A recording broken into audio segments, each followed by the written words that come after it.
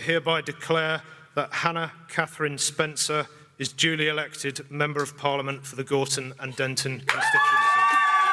50 days ago, Hannah Spencer became the MP for Gorton and Denton, snatching a Labour safe seat and hammering any reform competition. Her victory was marred by allegations of family voting and a spurious claim she pandered to foreign voters. Hannah sees it differently. Under Zach Polanski, the Green Party have expanded from their climate mandate, concentrating on cost of living issues and rejecting war overseas. She wants to make life better for her neighbours and not the billionaire business owners. Haughty promises, some might say. So I sat down with her in Denton to ask, how is it all going? Hannah Spencer, I haven't seen you for a few months. Since before your selection, a lot has changed. You're now the MP for this area. Yeah. Let's just start with a more sort of a human interest side to being an MP. I mean, how have you found it? What was like something you weren't expecting, or challenge you weren't expecting that you've now come up against? So the thing I found most jarring about going to Westminster is it's a lot worse than I was expecting, like what it's actually like in like the sort of how untransparent, I don't know if that's a word, it is. It really hit me when I walked in, the fact that the vast majority of people will never ever see what the inside looks like, let alone what happens in there. But the thing that is really like, it makes me quite angry, I think, is the sort of like the facade of the pantomime of it all. When my second day was the spring statement, which is very similar to Prime Minister's questions, where it's like pre-prepared things from the minister or whoever, and then the opposition, and just this back and forth that it's so practiced and rehearsed, and like it just feels like, is that how we're spending our time? Like coming up with these like insults and jokes and all the rest of it. But whilst that happens, what I really wasn't prepared for was the thing that goes on in the rest of the chamber, which is everybody's just jeering. Not everybody, but there's a lot of jeering going on from different corners, from the opposite side of the bench. And it is like a pantomime, and it's like a laugh and a joke. And I just think like, we're making decisions about people's lives, like people that live in the places that have elected us and the people that didn't vote for us. Like we're here to do a job, like to serve people. And it's just this like, it just feels like a pantomime, and it's really hard to hear. Like you can't hear and during the spring statement, I was like, I want to know what they're saying. I want to know what the government's planning. I want to know, and I could barely hear, like, because there's just so much like noise and chaos going around. And I think I couldn't do that in my workplace. Like if we were having a team meeting or we were having a meeting where we were being told something, like if there was that level of like, we wouldn't be allowed to behave like that. So why do people in Westminster, why is it like that there? What do you think about, I mean, there's Parliament bars, there's the sort of the tea room after you've done Prime Minister's questions. I mean, what do you think about all of that? Does that sort of bear into the jarring aspect? Yeah, because I'm really uneasy about, and I noticed this the other day, when you can smell the alcohol when people are in between votes, and as everyone's going in to vote, some people have been drinking in between. Like there's a room where I walked past and I doubled back and looked in because people are just sat having a drink. But again, that's a job. Like I can't imagine if a cleaner did that, or someone working in a bank, like had a few drinks and then went back to work, like a bit, like smelling of alcohol, like that wouldn't happen. And I think there's been so many cases recently of like questionable and dangerous behaviour from, allegedly from MPs, but staff, like because this culture of a really unprofessional and worrying setting where people can just drink alcohol and then while they're in work, it's like life doesn't work like that. And when I say that, that is what I find very out of touch about that place. It's things like that I mean, because I just think the vast majority of us that have come from backgrounds of like normal jobs, like that's not how the world works. So why does it work in somewhere where arguably the most important decisions get made? Do you see your life or your job more in your constituency than you see it in Parliament? I see a lot of it in the constituency because this is the people that are affected by everything. And of course, like important decisions, important votes take place in Parliament. We're there to scrutinise what the government are saying and doing. But to me, like so much of the work is here. And it's when we had a 2-week break from Parliament, I was here like nearly every day. There's so much to do in the constituency. There's so many people to meet. There's so much to get stuck into. And there's a lot of like broken trust to try and repair. But I don't see how you can go into Parliament if you're not in touch with the people where you're representing. And for me, that is literally being on the ground, like in the knitting group, having a chat with those women who, some of them might have come to see an MP if they had a problem, but some of them might not have done. And just to hear what's worrying and bothering them, that shapes everything that you do in Parliament. And if you're not here enough, you're not going to get a good enough view of what you should be doing. Are the local elections very important to you then? Yeah, I think we have the chance now to continue the work that we've been doing, and to get Greens into councils and hopefully running councils, and influencing the local things that happen here, because there is a difference between what MPs can do and what local government can do. And so some of the decisions that are being made that affect our communities actually take place at local government level. And I want there to be more scrutiny of the councils now and what they're doing. But ultimately, we want more Greens running councils. And I think people now are seeing this massive shift away from two-party politics. If it's two parties, it's not the two parties it always has been. Like, it's a totally different voting environment, and I think that's really exciting and empowering for people who might be voting for the first time in May this year after seeing the by-election, and who are now going to really see the impact of going out and voting for who they want to see representing them. Well, the worry is as well, though, is those first-time voters, they might be reform voters. When you talk about the end of a two-party system, we've got four parties up here that people are looking at, and I'm not including the Conservatives in that, because I think can let that one go for a minute. But what do you say when you're knocking on doors and you talk to reform voters? There's been a lot in the press, actually, that, well, one of the more ridiculous headlines I read was that you and your former reform candidate, Matt Goodwin, were two sides of the same arse. Do you think there are similarities, and perhaps maybe even your diagnosis of what's wrong, and then you split when it comes to solutions? I think from my experience, like, talking with, and genuinely it must have been like thousands of conversations that I had during the by-election, but in my work as a councillor and more broadly, like in my own life, like with friends, like colleagues, people that I work with, that there might be a difference in how we potentially like view a problem, but like the problem is the same. So like the overwhelming thing now, and we were talking about it at the knitting group, is the NHS and like not being able to get a doctor's appointment, that rush in the morning at 8 o'clock to try and see a GP. Now, we're realistic that problem is caused by like underfunding, about not valuing the people that work in the NHS. So a lot of them won't stay working in the NHS, like they'll leave and go to other sectors or leave the country and go working in other healthcare settings around the world.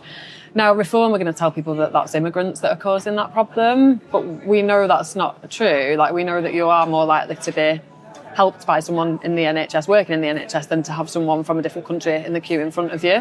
I think we're just realistic about the problems. Like, we don't claim to fix everything overnight, and we were realistic about that here. We were honest with people about what one Green MP could achieve, and people just really respected that. And I think it's that honesty and that hard work that cuts through and that sets us apart from certainly from Reform, but absolutely from Labour, that we've just told the truth and tried to be honest about what we can achieve. Whereas a lot of the concern that we were hearing from people here when we were saying, you know, we're having chats with people about Reform, they don't actually know what Reform's plans are. They don't know what their policies are. They're deliberately vague about a lot of that because they know that they don't have the answers to the problems. They're just relying on being able to scare people, I think, into thinking that there's a certain group of people, whoever that may be, that are causing the problems in society. And like, I do just find that we have that shared, like anti-establishment, which I think is really valid. Like, that we should be quite angry that there's 50 families that have more wealth in this country than half of the country. So 50 families have more wealth than 50%, which is about 34 million people. Like, that's not fair and that's not right. And those people often have like a say and an influence in how things are being run. And once people realise that Reform are interlinked with the establishment and the elite, like they're bankrolled by millionaires, billionaires, by like fossil fuel lobbyists, all of that, that sets us apart too, because people can see that we don't have vested interests. Like, in fact, if we have vested interests, they're people that live here, like they're people that are affected by the decisions that we make. And when people like start to see that, then they can definitely flip from thinking about voting in Reform to voting Green. Do you think that's one of the reasons why people have turned away from Labour in recent months? Because, you know, there has been multiple scandals. I'm setting you up for a really nice softball question here, but there's been multiple scandals. The Prime Minister or the Chancellor taking quote-unquote freebies. Do you think that's one of the reasons why people are turning away from them? I think there's a lot. There is so much. Like, we would have to... I could spend an afternoon telling you the things that people have told me that have stuck out in my head, and that ranges from... Yeah, like the anger at the way that they're funded and lobbied. I was talking just yesterday with a group about gambling, about how I learn about Labour's links to the gambling industry and why, even though a lot of Labour MPs will tell you that they don't want greyhound racing, they don't like the gambling companies, they're often not allowed to say that, and maybe it's because their party has been funded a lot by like people with strong links to the gambling companies. And so when you start to learn, as I did a few years ago, like that's how they operate, that's how they work, like you start looking at other alternatives that aren't like that. But that is just one of a number of things why people are angry, like the lack of trust, as we've seen yet again, and as came up in the by-election, like that was when a lot of the Peter Mandelson stuff like first started to break, and people were almost like, I lose track of all the scandal. Like, I lose track of all the scandal. Like, when I think about COVID and before, like, I actually can't remember because there's been so much and so many ways that people's trust has just been absolutely damaged. And then they've just been weak on the genocide, like not standing up to just what I think is just doing the right thing and doing the decent thing, even if you think that that's like means standing up to one of our allies, like whatever it is, like it's doing the right thing. And Labour MPs, I think some of them have been a bit upset that I've called them out of touch, but to me, you can't claim to care about communities if you never actually take action to do things that will meaningfully improve people's lives.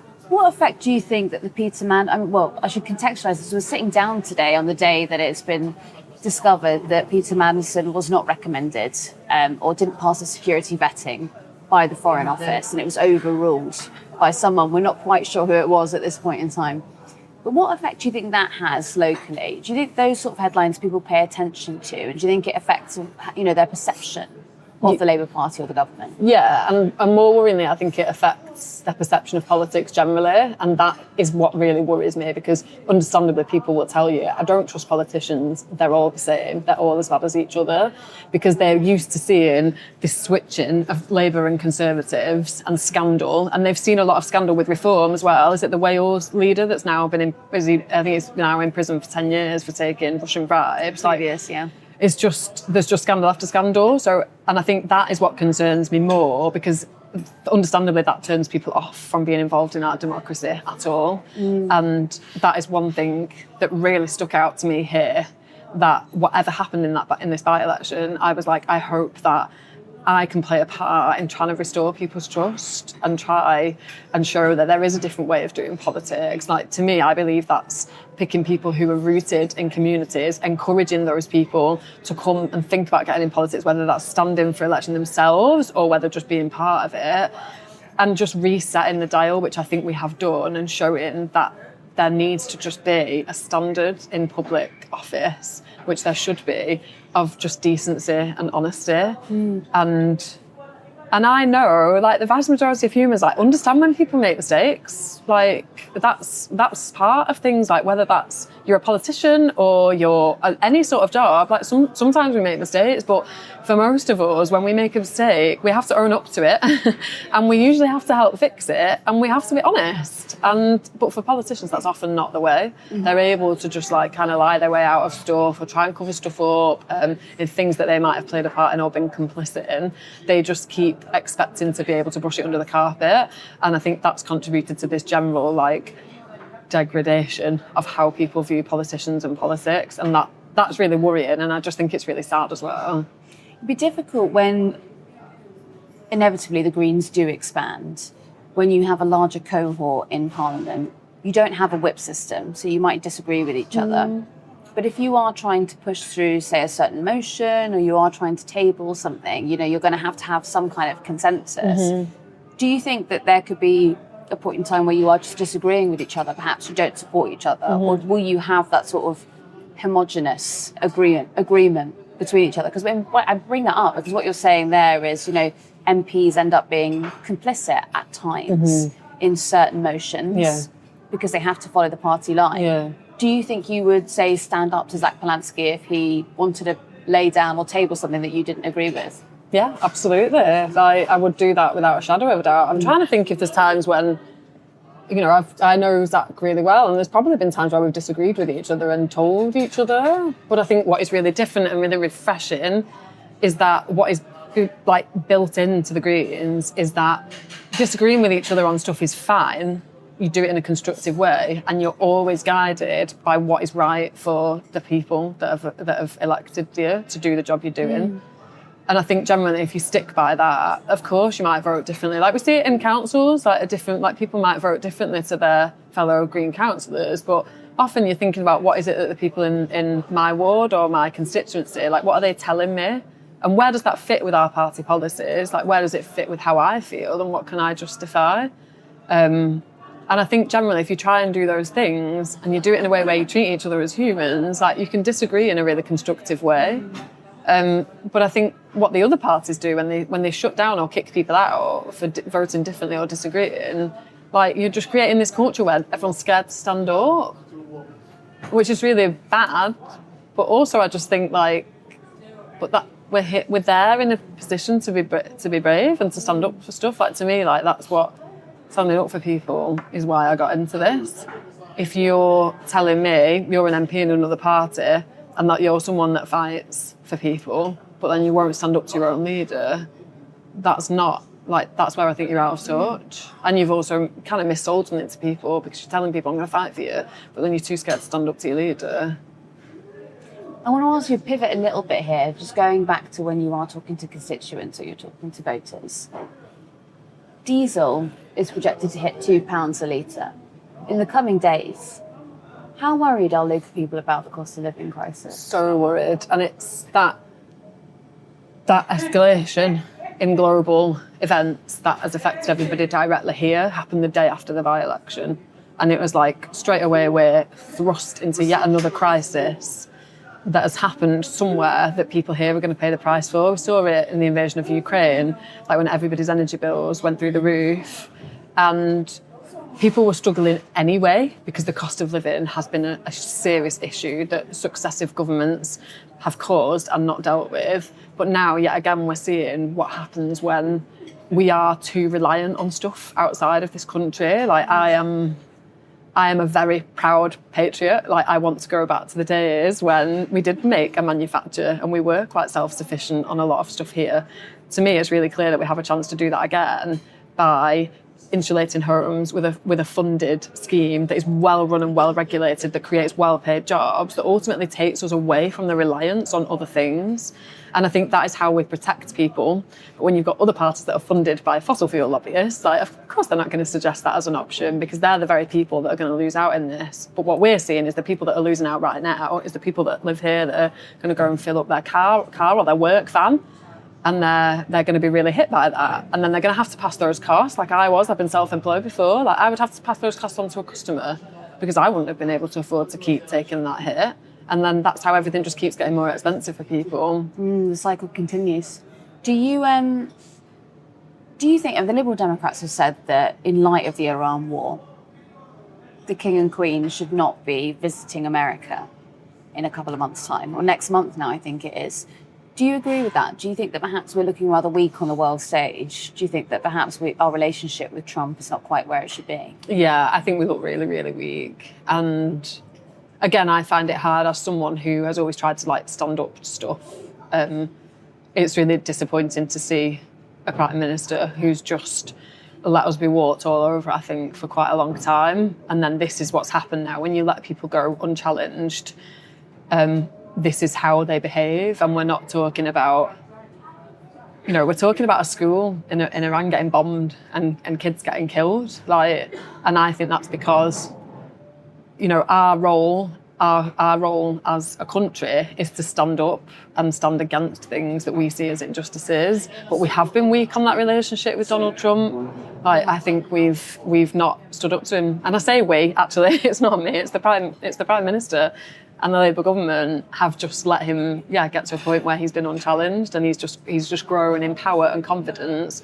And we are a big influencing country. Like we get a seat at the world table, rightly or wrongly. Like people, we have got the power, I think, to change things and to push things in a better direction. But we've had a Prime Minister that's just been too weak. Don't you raise that in Parliament anytime soon? I'm always looking for ways to raise anything like that. I know our other Green MPs too. Yeah. I've only seen one speech from you. You're going to speak more? Yes, I did my maiden speech. I have submitted some questions as well. We have a very skewed system where, obviously, being a smaller party, you're not always able to... Is that what it is, and not hitting the ballot? Yeah, so, yeah. I thought possibly, I mean, the sort of the rather ugly... press write-up that you had around your outfit during the maiden speech, did that put you off speaking in Parliament at all, or do you just... No, I think stuff like that just doesn't... When you go through a by-election campaign that was way nastier than that doesn't... I mean, that wouldn't really affect me anyway, because I see it as what it is. It's just misogyny and sexism, and it's a way of trying to tear women who are quite confident and quite strong. That's the tactic, to try and pull them down, and that doesn't work on me. Actually, if anything, it kind of just reminds me I'm on the right track. I'm like, if I'm winding those people up and they're worried, it's they're linked to the establishment that we're saying should have less power. If I'm doing that, I think I'm on the right track, really. But the by-election campaign was way nastier than anything that you could really imagine. We had a Labour Party that drove around vans that had a picture of me saying that we were going to force people's daughters into prostitution. So I think there's a lot to look at in terms of how people have conducted themselves. And it's, some comments about my outfits are not, they're not. They haven't pulled me down. They've just reminded me why I'm doing what I'm doing. And I really hope that I make it easier for the next women who come in 2029 who can wear whatever they want if they're saying the things that they care about. That's all that matters. Key pledge for the Greens during the local elections to fix housing and fix planning. Manchester is overrun with developments. You've got a mayor of Manchester who has commissioned huge businesses, huge conglomerates to build on behalf of the taxpayer. Does that make you angry, or do you see that as the solution? No, it makes me really angry. It makes me really angry when I think about the people that, even in the time since I've been elected, the hundreds of people that have contacted us about their sad and heartbreaking living conditions and situations that they're in. And it makes no sense to anybody why we can be here living, literally watching these skyscrapers down that road fly up, and yet people here... We had someone who was working at the hospital, who came to see me, who works full-time at the hospital, but she's got a child and is sleeping on her mum's sofa, and her child sleeps in her mum's room. Like, she cannot afford to get out of that situation. And it's just indefinite. Like, she's no idea when that will stop. And so you can't tell me that what we're doing now is working, because I don't think anybody should be in those living situations. I think someone who is working and contributing to our economy and working in a hospital doing the jobs that we need, and yet is sleeping on their mum's sofa, is atrocious. And I don't know how anybody can defend a system that is allowing stuff like that to happen. The Labour councils, the Labour mayor, I think, have worked way too closely with developers, prioritised them at the expense of people living here. And it's no good to keep saying we're the fastest growing economy in the world, in the UK, sorry. But it's like, who's that economy growing for? Because no one around here is seeing those benefits. And in fact, it's just getting harder and harder for people to ever think about moving out of their parents or getting out of their rented accommodation or doing anything that would mean that they could put roots down in the communities that they love. And again, we have to look at the Labour Party's involvement in that. I think Steve Reid is the Housing Secretary that took, a few weeks ago, he had a £2,000 a night curry evening, so you could pay £2,000 to sit and have curry with him. And it was like property developers that were doing it, that were getting access to this minister, and you think, well, that's how is that? Like, obviously, then we're in a situation where property developers are being prioritised, because you've just got this absolutely ridiculous situation where stuff like that is going on. I mean, if anyone wants to pay £2,000 to me to come and sit in Greg's with me, that would be great. No, but seriously, You promise them a development off the back of it. I couldn't promise them anything other than just me talking about greyhounds.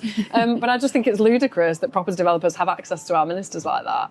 And the lack of transparency around that is astounding, I think. Well, they were very angry about it when Robert Jenrick did it. I think he had to resign over it, actually. Yeah, but it's one rule for all of them and another for others. And yeah, so no, something absolutely needs to change here. And I'm proud to be in a position representing communities that feel really strongly about this and that have trusted me to try and change it.